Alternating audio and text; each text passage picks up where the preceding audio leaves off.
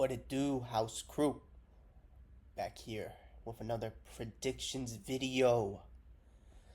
Man, full card predictions. We are so back. I can feel it in my bones. I can feel it in my day. I'm back. And I'm better. Of course I am. Even when I'm sick. Even when I had to do 6 hours of cell cultures and assays. Even when I had to sit in a fucking cramped ass lab, pipetting shit for 6 hours straight while having a cold. I still make this video. And guess what? I'm making this video on fight week on Monday. It's gonna come out Tuesday, but I'm back. And you could tell. You can tell my voice is not the same. My throat is a bit raspy. My voice is a. I'm sorry about that. I don't control when I get sick. But we're here with another predictions video, man. This is a shorter card. I don't think it's as good as the Paris card or the Vancouver card or the Qatar card that's coming up. I don't think it's as good as that. I don't even think it's on the level as Perth. But even Dana White knows that. He's promoting Canelo and Crawford. He's giving no attention to this event. It's not in the sphere. He doesn't give a fuck anymore. I don't think he ever gave a fuck. But off my point, we're going to do a full card prediction, starting from the prelims, ending with the main event. Let's get with it, bro. Scroll too far. First, we got Rodrigo Centenato versus Daniil Donchenko. I'm going to be honest with you. I'm just going to go with Daniil Donchenko. I've watched maybe 75% of The Ultimate Fighter. I haven't watched the last couple episodes, and I've been busy. I haven't been able to. But Donchenko looked really good. He has good striking. He has good grappling. He's a very aggressive fighter. And he pushes the pace. He dictates the control in the octagon. And that's what I like to see from these type of fighters. Centenato does not give me that. He doesn't give me that type of pressure that Donchenko does. I think Donchenko, not only does he have the physical advantage, he has the power advantage, the striking advantage. I just think he just has that bag.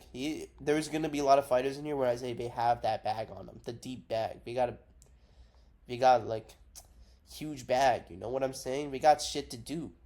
We got a purpose. We got a mission. I'm going to say that about a lot of fighters on here, and I think Donchenko is one of them. I think he's just the better striker, and I think he will dictate this pace. He will come in there. He will walk forward against Centenato, and I think he will get a TKO. I'm going to go with a round 2 TKO.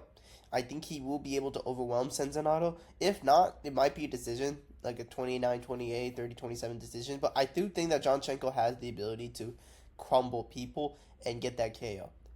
Maybe I'm hyping him up too much. Maybe I'm just a retard who hasn't really who watched The Ultimate Fighter and doesn't even remember shit. I don't remember shit. I'm sick. I can't fucking think. But who gives a fuck? I'm picking Donchenko. And you could tell, obviously you could tell, wow, they look exactly the same. And this guy has a 0-inch reach. I don't know how the fuck that happens. 71-inch reach advantage is pretty significant, but, he's a marauder. 0-inch reach. Whatever. Let's get Donchenko, round 2 TKO. I'm getting a headache already. Next, we got Montserrat Rendon versus Alice Pereira. I'm going with Alice Pereira. I have heard more about Alice Pereira the past 3 months, about her signing to the UFC. I think she was from LFA. I think she's from LFA. She had the one knockout over that one woman. I forgot. I don't know. I think Alice Pereira is a pretty hyped prospect. I really could care less about Rendon. I'm going to be real. 6-1 record. Coming off a loss. She doesn't seem like the type of person I would think that's actually pretty good. 6-1 record, it just means you haven't fought enough people. And that just means that Alice Pereira is just going to get the win here. I'm going to go with Alice Pereira. It's tough. I mean, it's going to be her debut. I'm going to go with Alice Pereira by decision. Think she won't get the finish? If she does, I'd be surprised. But I'm going to go with Alice Pereira by... You know what? Fuck it. No. I'm going to go with Alice Pereira by round 1 TKO. She goes out there and she shows up and she shows how good she is. Round 1 TKO. Fuck it. Let's do it. Next, we got Alessandro Costa versus Alden Correa. I didn't do much research into this fight. I don't know who Alden Correa is. You know why? Because I already know Alessandro Costa is going to win. He has some pretty impressive wins. Fucking brightness. He has some pretty impressive wins. And he doesn't. And in his losses, they're not even that bad. You know, his Ursak fight was pretty competitive. And in my opinion, I just think he's good enough to beat someone like Alvin Correa, who's debuting in the UFC. I think he's good enough to at least pass that test. You know, he can get through a debutant fighter. You know, so I'm gonna go with Alessandro Costa. I'm gonna go Alessandro Costa by decision. Yeah. Next. Oh my god, I'm getting a headache already. I don't know if I want to record this fucking video, but we still on it. We still on it. We still going. Zachary Reese versus Cedric Dumas. I don't know why I said it like that. Dumas. Fuck, I'm actually tweaking. It's fucking medicine, bro. Anyways, Zachary Reese versus Cedric Dumas. I'm gonna go Zachary Reese. I'm gonna be honest with you. I don't know how the fuck Cedric Dumas is still in the UFC. He's broke as fuck. He got a ton of legal fees. He needs to win this fight. But I just think that, I mean, this fight was booked before, and I remember I made predictions for this event. I'm gonna be real. I picked Reese before. I think Reese was fighting Bekov. Yeah, Reese was supposed to fight Dumas, and then he fought Bekoev, and then Bekoev TKO'd him, which sucked. But obviously, Bekoev is so much better than Dumas. Like, I'm gonna be real. Like, it's just not. They're not even comparable. Bekoev is actually really good, and Dumas isn't. I admit he has gotten better, but he looked shit in his last fight. He's looked shit even more. I mean, he couldn't even fucking go to the last fight he was booked against because he was on a fucking ankle monitor. Those are just the type of things I can't ignore. And in that case, I mean, even if Dumas said, oh yeah, I need to win this fight. Oh, there's extra motivation. He might win this fight. His striking's not on the level of Reese's. Zachary Reese does have better striking, and I do think that he will win. I'm going to go with Zachary Reese by... Honestly, I'm going to go Zachary Reese by TKO. Round 2. I do think that he's going to hit him with the big ones. You know. We'll do it at 185. We'll do it at 185. Yeah, I'll do 185. You'll do what you're told. I'm a pin ya. This is my town. This is my university. This is my company. This is my sport. I don't know what the fuck I'm doing. Just give me a fucking second.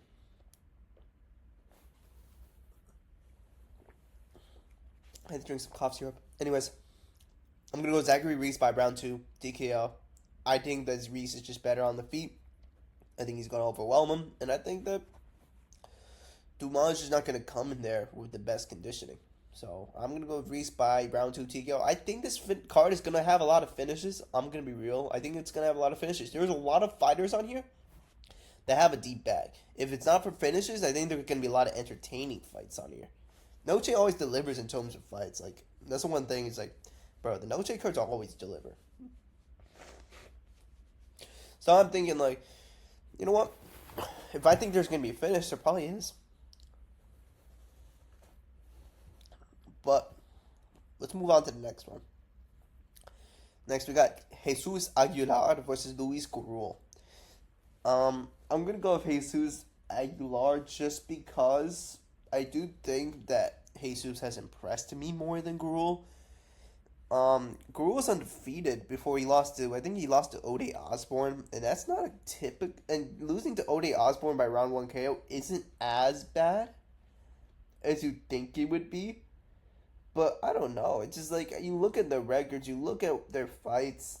I mean, and then what? Gurul got a split decision against some fucking Italian dude in last year's Dana White Contender Series. He was undefeated prospect. A lot of people were hyping him, but he had a pretty close fight. He got a contract. I mean, I just think that in terms of like when you choose these type of fights, when you don't really know much about the opponent, all you got to do is look at their records. Are these guys actually producing finishes, you know? Jesus Aguilar is producing finishes. Yeah, I mean, he lost to Tatsuro Taira by submission. He lost to Rafael Estevam. Those aren't bad losses at all. Those are not even bad. I mean, come on. I mean, those are good losses. I mean, losing to Tyro by submission is actually kind of it's just obvious, you know. Tyro's just running through everyone. He's so much of a better grappler. And then, I mean, Rafael Estevam, he's undefeated. He's a really good, well-rounded fighter. I mean, yeah, I have to go with Aguilar in this one. I do think that he just impresses me more. He gets the finishes. He has that bag in him. And yes, I will keep saying that. But I don't know. I just think he's better on the ground than Guru, and I just think that he'll be able to outdog him. I'm gonna go with I don't know. And he also knocked out Shannon Ross. A lot of people forget, man. Shannon Ross is a marauder. He was a hyped prospect, and he KO'd him in the first round. Honestly, I think JC Sakiwara just got that bag in him, and I'm gonna keep saying that, like I've repeated literally 1 second ago. But yeah, I'm gonna go with Aguilar. I'm gonna go with round one KO, KO, TKO, whatever. Yeah, I'm just gonna go with that. I think he has that bag. I think he's gonna coming off the loss to Rafael Estevam. It wasn't a bad loss. It was a decision loss.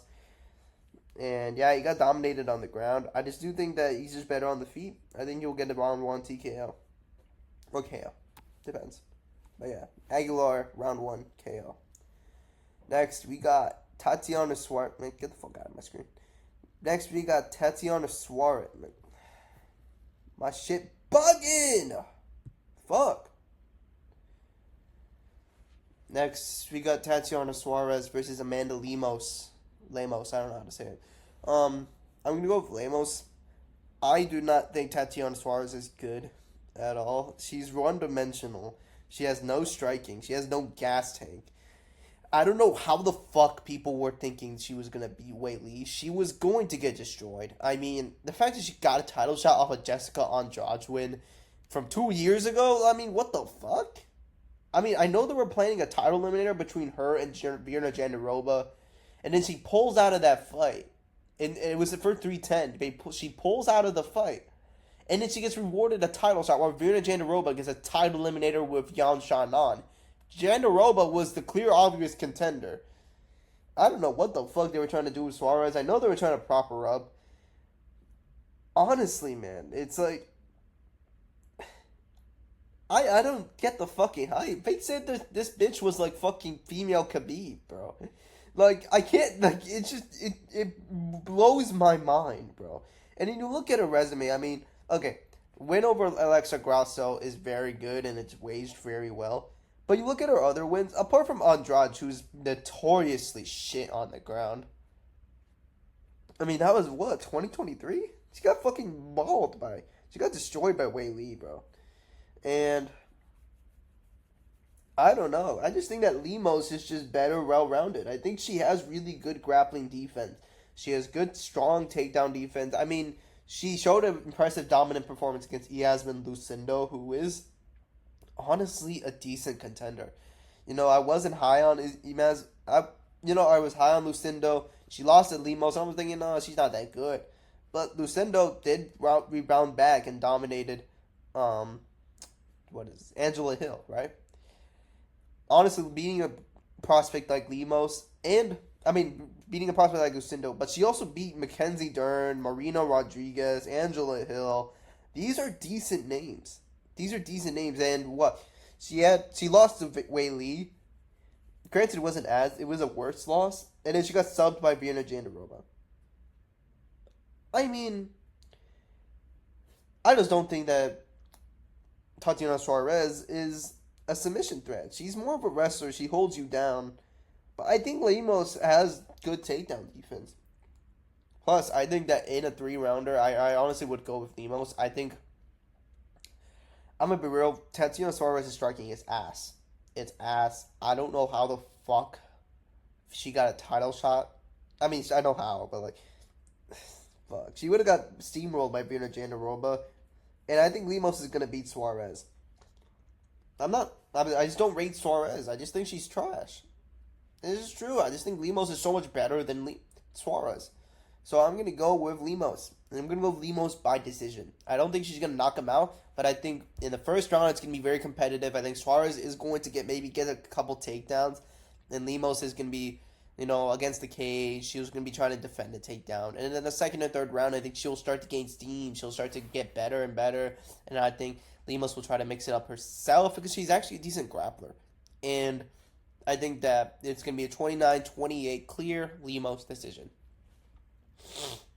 Next, we got Claudio Puelles versus Joaquim Silva.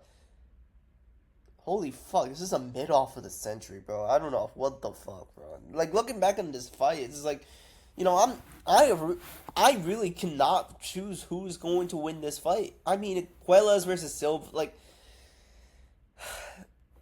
let's be real, they did lose to good people. I mean, losing to Dan Hooker's not that bad. He was the first, I don't know. I think Dan Hooker came up and he fought Puelles, and then he won by decision? I think so, right? Yeah, Dan Hooker won by... No, Dan Hooker KO'd him. I don't know what the fuck I was thinking. Yeah, but... Puelles is a knee bar specialist. This guy has really good leg locks. And he has good heel hooks. He has good knee bars. I mean, all of his submissions in the UFC come by knee bar. He submitted Clay Guida in the first round by knee bar. And Joaquim Silva, he's a hard hitter. He is way better of a striker than Claudio Puelles. And I just don't rate him highly. The reason is, on the feet, he doesn't do that much. He loses a decision to Drakkar Close. He has a KO win over Jared Gordon, and Jared Gordon has shown he had a suspect chin, but I don't know, man. Still, Puelles looks more impressive in his fights than Silva. I mean, okay. Silva did land that one right hook on Arman Tsarukyan. I don't think that's because he's that good of a striker. I just think that Arman has shit boxing defense. He has shit defense in the pocket. And he has been exposed to this over and over again. And no one has been able to knock him out from it. Silva at least wobbled him and almost KO'd him. And Silva does hit hard. But he's stocky. He's flat-footed. He doesn't do much on the feet. And I honestly just don't think his ground game is that good. It's good. Maybe it's good enough to defend a Puelles knee bar. But I just think that, you're gonna how Puelles is going to approach this fight. He is going to go for this guy's legs. He is going to be able to, and he got Dan Hooker in some bad positions. Honestly, if Dan Hooker wasn't a fucking tough ass motherfucker, bro, he probably would have been able to get that sub off with the leg lock. It was literally tearing his knee. And I just don't think that Joaquim Silva is as tough as Dan Hooker. I just don't think so. I mean, and I just think that Puelles is going to win this one. I'm going to go Puelles by sub. Why the fuck not? I'm just going to go Puelles by sub, bro. And, okay, he loses by KO to Dan Hooker. That's not even that bad, honestly. He loses KO to Dan Hooker. He loses by split decision to Fares CM. And honestly, it was a pretty uneventful, boring fight. But it was a clear Fares CM win. But, I don't know. Puelles is a very good submission specialist. And Silva doesn't impress me. He just does not impress me. He doesn't show me that you I don't know. Maybe Puelles is that bad on the feet, but I don't know. He had some moments against Dan Hooker, Granted, I know, all that stuff. He got KO'd with leg kicks. But he has looked impressive against some good guys. But, I don't know. This is a hard fight to choose, man. Because I don't know. Is Puelles going to sub him? I'm going to go Puelles. He's more promising. He is much more promising than Joaquim Silva. I just don't... I'm gonna be real. I just don't think that Joaquin Silva has impressed me that much. You know what I'm saying? And he has not looked good in any of his fights. Decision with Clay Guida. I mean, these guys are common opponents. Puella submitted him in the first round. Joaquin Silva went to decision with him. He is a hard hitter, but he doesn't hit that much. So what the fuck is the use? And I just think that Puelles is much more fluid, and he's much more faster. And I think that, yeah, I think I'm gonna go Puelles by sub. Yeah, it's pretty simple. I don't know which round of it's gonna be. I'm gonna probably go for like round one. Yeah, round one sub for Puelles. Let's fuck it. Let's go with it. Next, we got Jose Daniel Medina versus Dusko Todorovic. Now, this is another hard fight to pick because both of these guys suck. And I just don't know who sucks more. I mean, what, does Medina even have a... Does Medina have a single win in the UFC? Like, I really do not know. Like, yeah, I don't think he does. No, okay. He lost to Gajulayev. He lost to Reese. He lost to Taba Gautier. He got destroyed on the feet by Reese. Like, bad. And he got masterclassed, and I guess I don't know how the fuck he's still in the UFC, but he just is. He just is. And Dusko Todorovic, I mean, I don't know if he has any wins either. I mean, he also got beat on the feet too, pretty bad. And you got beat by Abdul Malik, Christian Leroy Duncan, KO. He just been getting KO'd over and over and over and over again, man. I don't know, man. It's just not good. It's not good, man. I I I I just don't know. This is the battle of the mid, bro. This is the battle of the mid. And some motherfuckers are gonna be choosing Medina, bro. I don't know what the fuck people have with Medina. Medina's not good. He sucks. And he only is good because he relies on his chin, and his chin is so good. Yet he still got chinned by a table Gautier. That's gotta do something to you. When you haven't been chinned before. You get chinned like that badly, you get slept with a knee. I mean, that's gotta do something to you. And I think Medina is going to be a lot more wary. Dusko does hit hard. He does have some KOs. He does have some really powerful striking, and I do think that he is going to be able to get the win here. But he hasn't looked impressive. I don't know. I think it's going to be a Todorovic decision. I don't think he's going to chin Medina, but he is going to beat Medina on the feet, and I just do not think that Medina can do much anything else. So, plus, Medina's a good boxer, but I just don't. He just does not look. He's not looked good in any of his fucking fights, bro. He just only looked good because he's tough and he got a chin, while getting destroyed by fucking Zachary Reese, who's ass. I mean, so did Todorovic also got beat on the feet by Zachary Reese, but it wasn't as bad as the Medina loss, as the Medina fight. It wasn't as bad. I'm gonna go with Dusko Todorovic just because Dusko Todorovic didn't look as bad against Zachary Reese against Medina. I'm gonna go with Todorovic by decision. Next, we got Alexander Hernandez versus Carlos Diego Ferreira. I'm going to go with Carlos Diego Ferreira. Ferreira is one of my favorite unranked fighters in the whole UFC. When I tell you there's a marauder in the UFC, it is Ferreira. Ferreira is fast, has fast hands, he has immense power.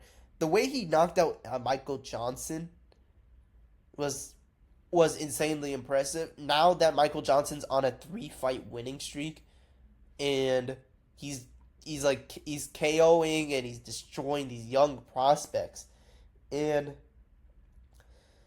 Alexander Hernandez hasn't looked that good apart from the Chase Hooper KO. He KO'd Chase Hooper, and it may shift the odds towards him because Chase Hooper was on a 5-fight winning streak, but I think Ferreira just has better wins.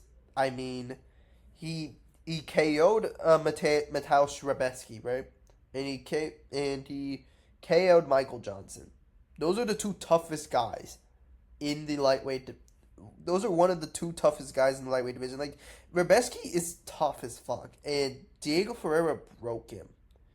And then you look at the Grant Dawson loss. That was the last fight he fought. A lot of people would think, oh, he lost to Grant Dawson.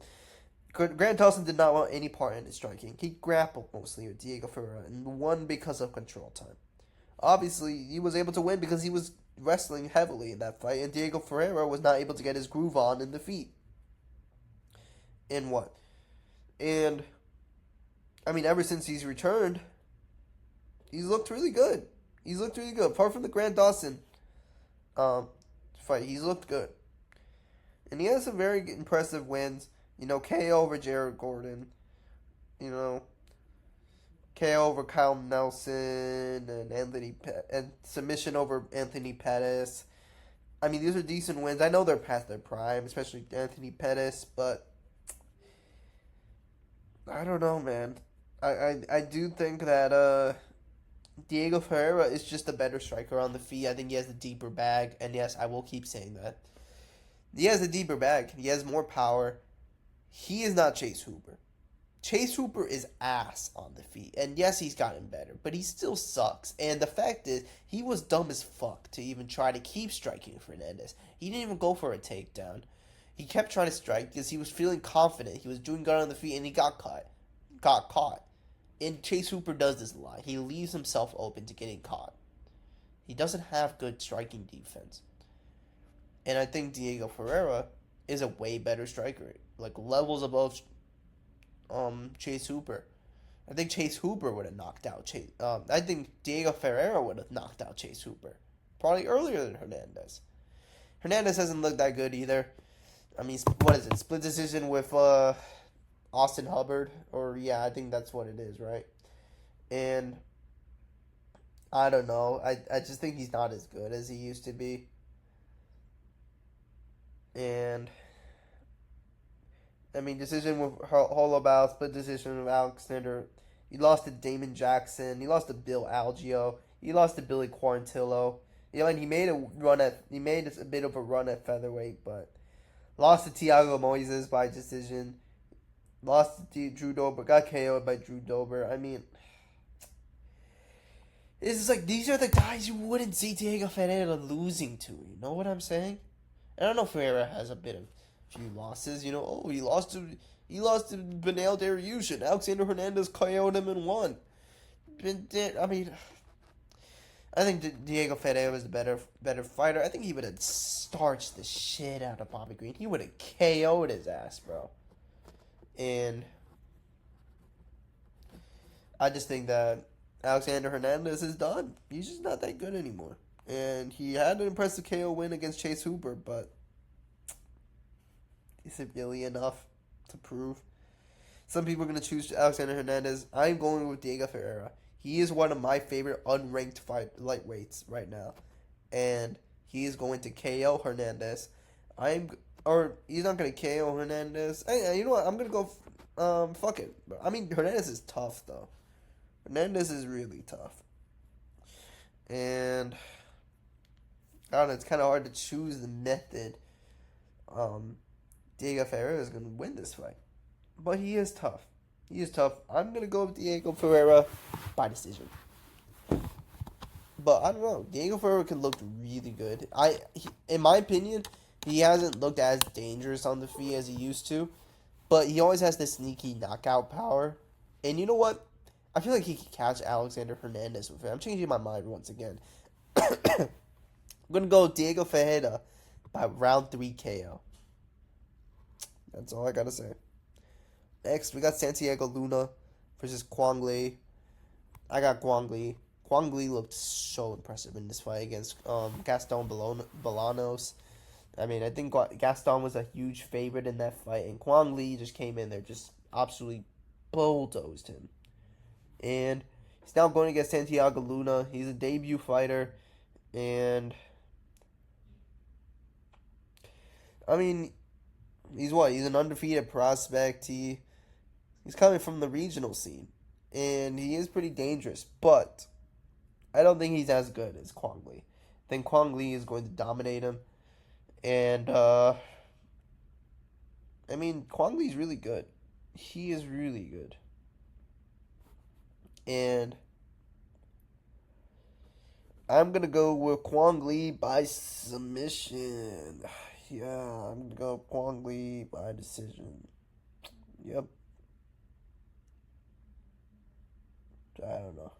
I am really, really fucking sick. And the internet is so fucking slow.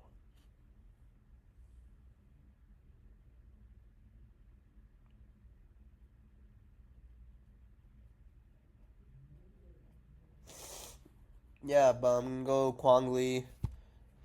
I'm gonna go Kwang Lee by submission round. No, not by submission.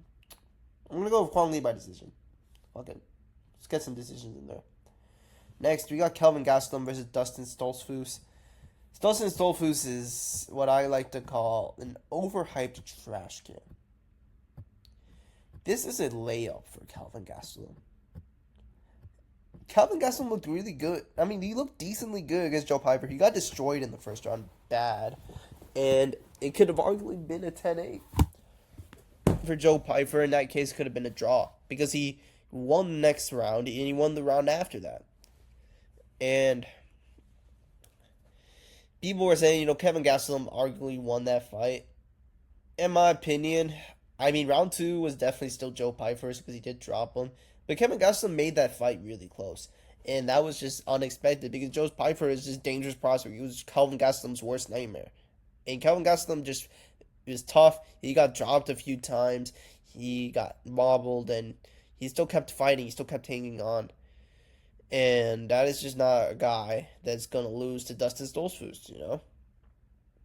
I think Kevin Gastelum's boxing is still pretty good. He has some good power. He can put down the pressure. He has some good cardio. I mean, in my opinion, I think Kevin Gastelum is going to get a KO. I think he's going to KO Dustin Stoltzfus.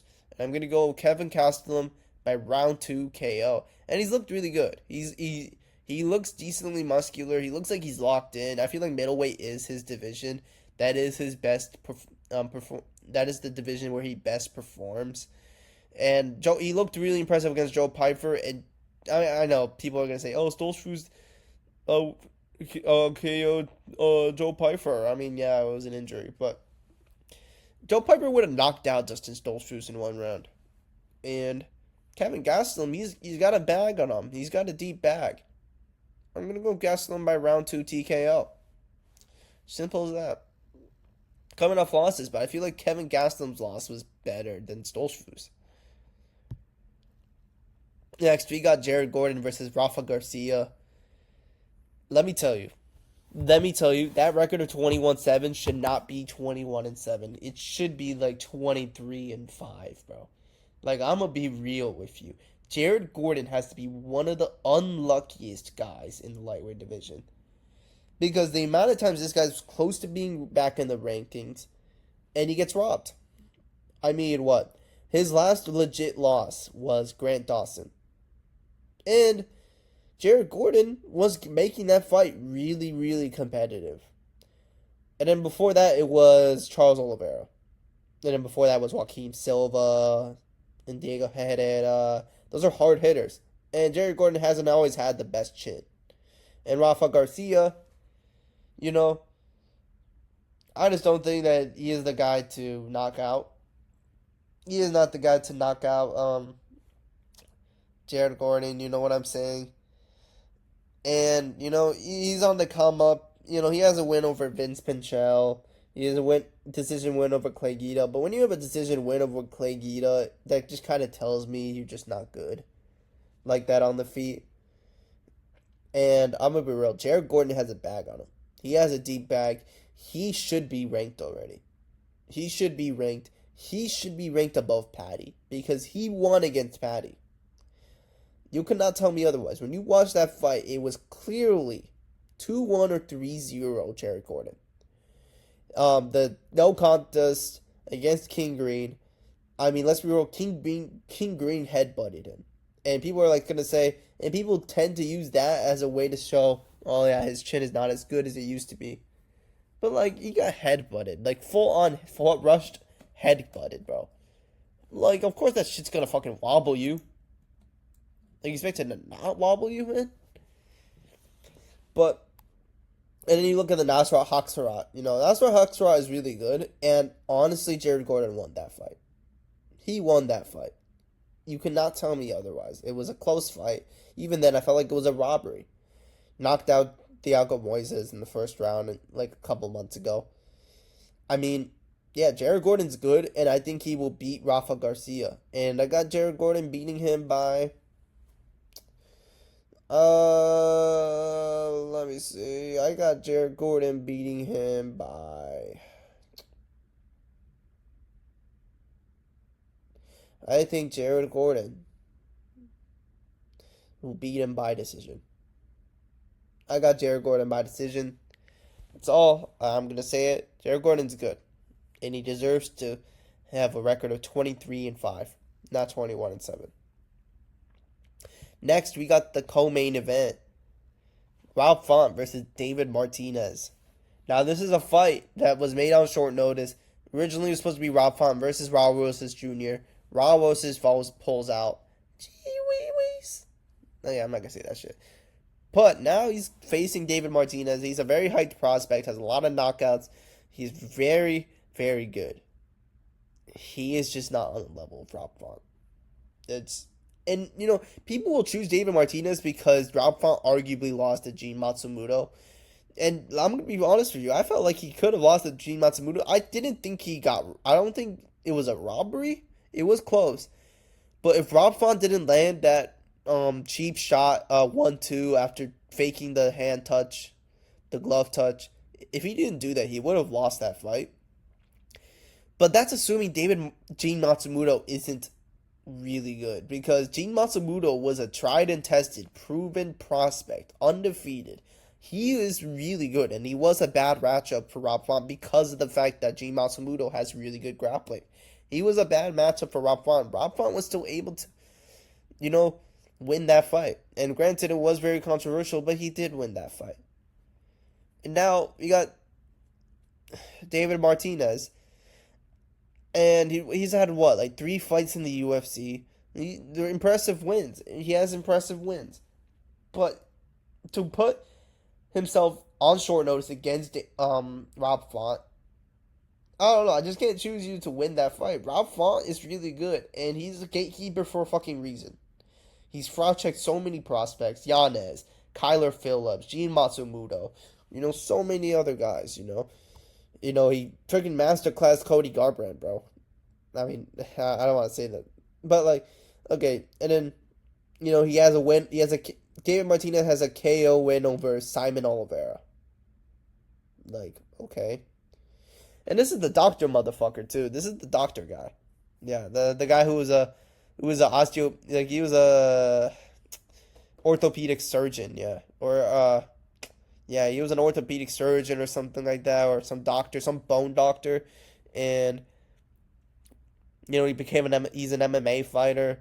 This is that guy, and I kind of fuck with him because he's a doctor, and I want to be a doctor too, so it's kind of an inspiration for me. But I just don't think he will be Rob Font. He looked really good in this last fight. Simon Oliveira is decent. Simon Oliveira's levels below Rob Font. And Rob Font has a really good jab. He has really good boxing. He has the size advantage, the reach advantage. He's a lot faster on the feet. And he has the experience. He's beat guys like Martinez. He's beat guys better than Martinez. Yanez was literally one of the most dangerous prospects in the bantamweight division. And Rob Font disposed of him bad. Gene Matsumoto was a stylistic nightmare for Rob Font. And Rob Font was still able to win. Kyler Phillips was on a good tear. And Rob Font dominated him. David Martinez is just not on the level of those prospects. And I do think that he's getting rushed up here. Fight the number 9 guy. I mean, if David Martinez wins this fight, if he KOs Rob Font, it just shows that the bantamweight division isn't good. But it is good. And I believe it's good. And I believe Rob Font isn't going to lose to some guy who's only 3 fights in the UFC. He has fought way better opposition, and he has come out victorious, dominant. He's dominated better prospects than David Martinez. I like David Martinez, but this is just feeding him to the wolves. I got Rob Font. I'm going to go Rob Font by decision. Next, we got the main event. The second ranked fight on this card. Oh, actually, no, third, because this Lemos fight is a ranked card. Diego Lopes versus John Silva. This fight is carrying the card so hard. This is such a good fight. I can't wait for this. This is one of the fights I've been waiting for. And this is a fight where I don't want to see either lose. I like Gene Silva. I like Diego Lopes. They're like my two favorite featherweights right now. And those guys I always keep watching. This is a favorite fight for me. I've been hyped for this. When they announced it, I was so excited. I was like, what the fuck? I can't wait. But one person's going to lose. And one person is going to lose badly. These guys are kill or be killed type fighters, bro. These guys have deep bags, bro. If you want to talk about deep bags, both of these guys have deeper bags than most of these fighters in the card.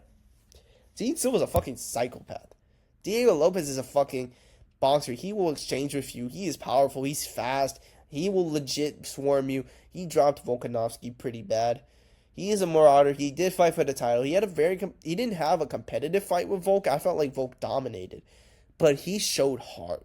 He showed heart where Volk was destroying him and hitting him, and there were so many shots Diego Lopes took from Volk he shouldn't have taken.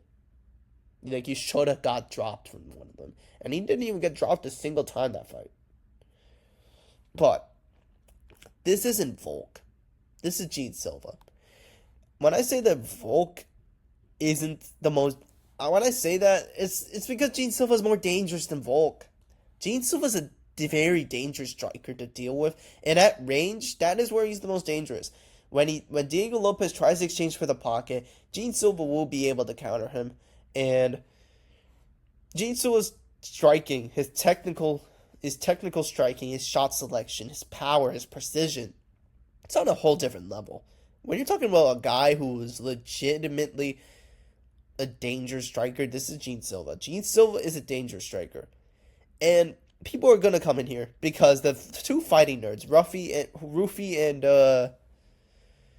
Kyle, right? They lost last week. Or they lost a couple days ago. And people are going to say, oh, Diego Lopes might beat John Silva now. The fighting nerds curse. How would you even compare Gene Silva to fucking Kyle and Rufy? Rufy didn't pass his grappling test. Kyle isn't a dangerous striker. He is a very shy, timid striker who tends to select his shots. Gene Silva is different in every regard. Gene Silva passed his grappling test. He fought Bryce Mitchell, his worst possible matchup. Bryce Mitchell is a very good grappler, and I hate when people say Bryce Mitchell's washed, he's not good anymore because he lost to Gene Silva. They don't want to give him his fucking credit.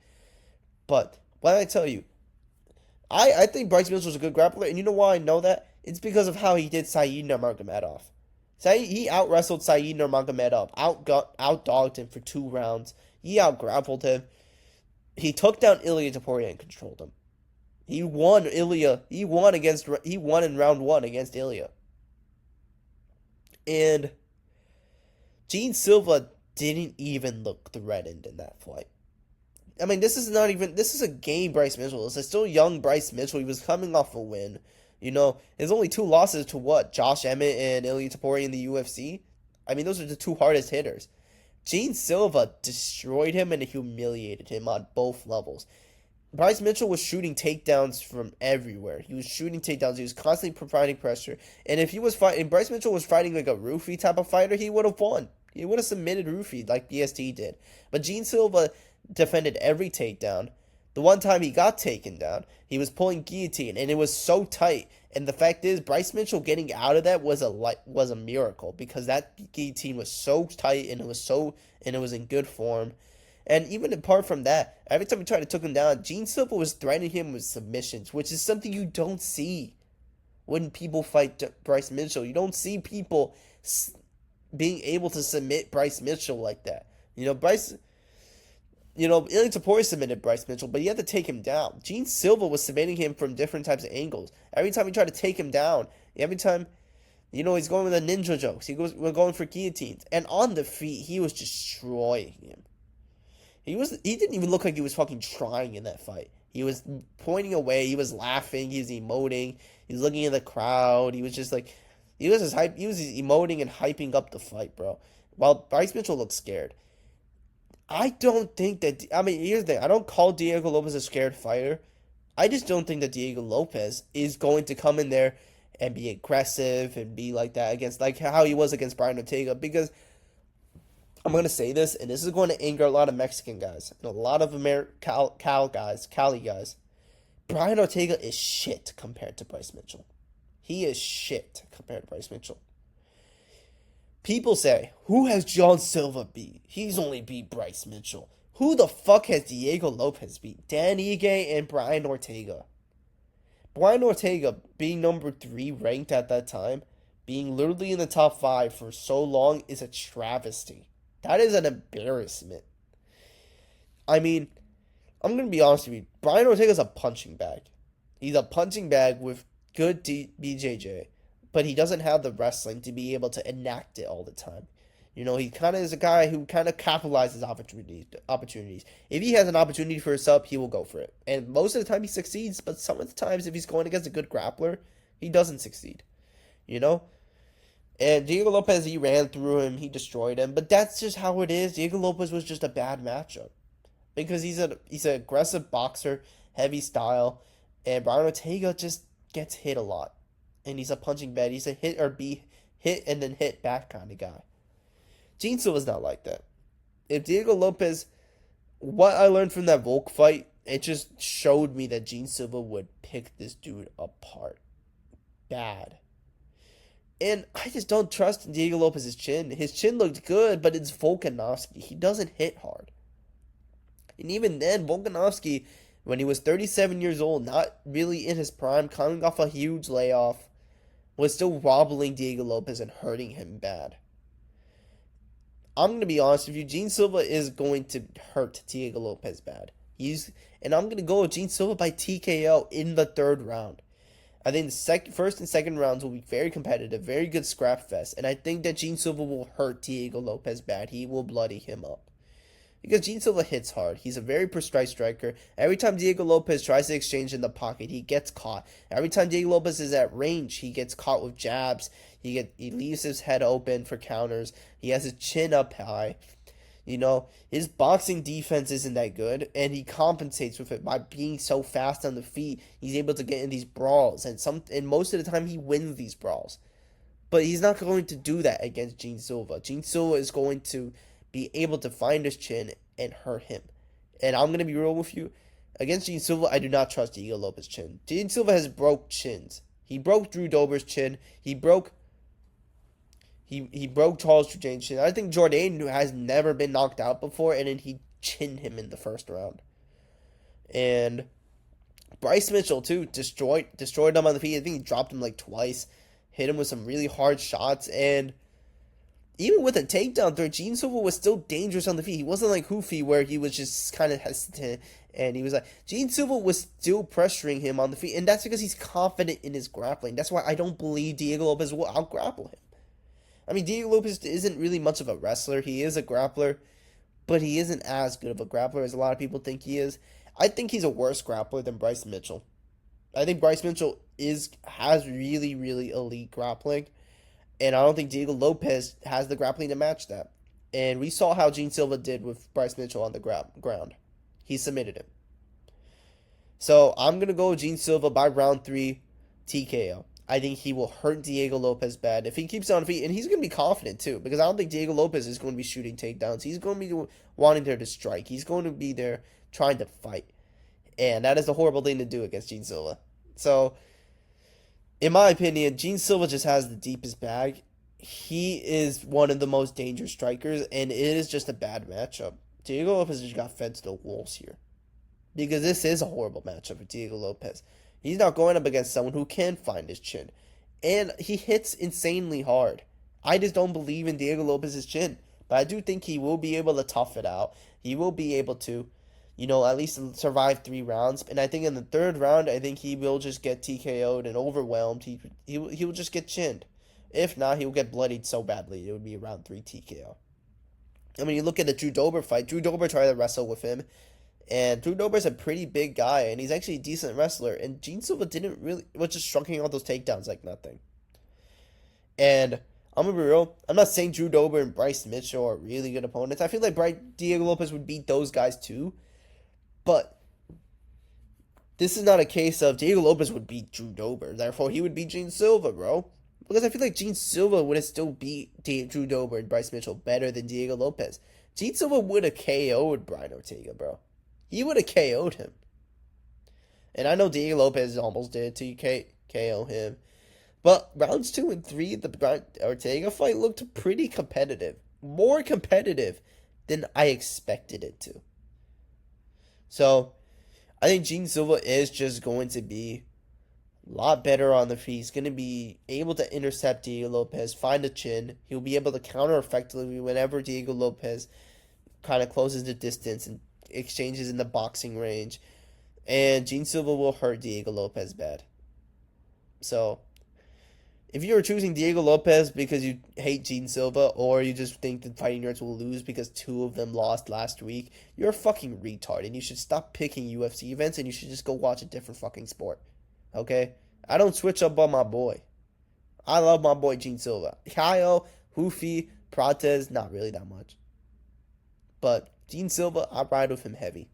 And I'm choosing him to TKO Diego Lopes in the 3rd round. Anyways, that is all for this event. I will see you in the next one.